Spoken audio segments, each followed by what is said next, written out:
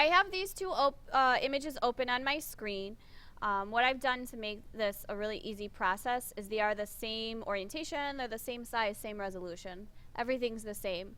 We're going to do what appears to be a combination printing. Okay. What I need you to do is you have your two images. I want you to find your move tool. That's the top tool on the left in your toolbar. Okay. When you click on this, you can drag things over from one canvas to another.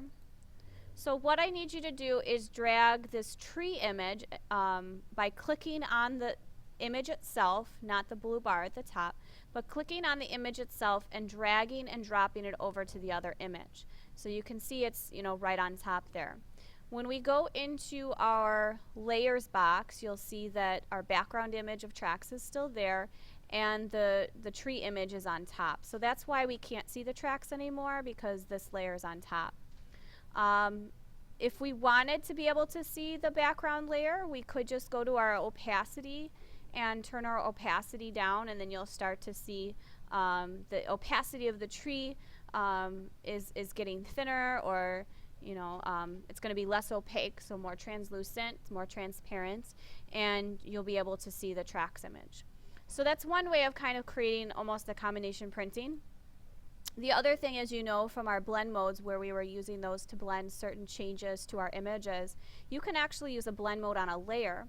So here we're in normal mode in our layers box, but if I go to, let's say, darken, okay, it will create a different effect. So this blend mode is now blending this tree image to the tracks image. So when this is highlighted, I could actually use my arrow key on my keypad and just kind of flip through them to see if I find one that, you know, works better, or different effects. Like for instance, on this hard light, we actually see more of the tree image and less of the tracks image. So it really kind of depends on the lighting, the colors, and everything between the two images. Just like, you know, recipes and foods, you know, depending on what recipes or ingredients you use, however you mix them, it's going to be different every time. So what makes these two images work well together is the fact that both of them have, you know, some green in them. The tree is in between the tracks, and obviously we have some different perspectives happening here.